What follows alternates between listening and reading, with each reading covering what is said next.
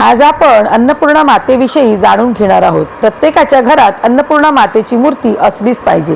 ज्यांच्याकडे ही मूर्ती नसेल तर त्यांनी शुक्रवारी या मूर्तीची स्थापना करायची आहे। तर अशा प्रकारे बघा, आपण पितळेची किंवा स्टीलची वाटी घ्यायची आहे, ज्यात तांदूळ घालायचे आहे आणि त्यावरती हळदी कुंकू वाहायचे आहे। नंतर त्यावर आपल्याला अन्नपूर्णा मातेची मूर्ती विराजमान करायची आहे। नंतर देवीला हळद कुंकू लावायचे आहे, तिच्या पळीमध्ये तांदूळ ठेवायचे आहे। नंतर देवीला वस्त्र माळ घालायची आहे। तुमच्याकडे वस्त्र नसेल तर तुम्ही कापसाचे वस्त्रही घालू शकता।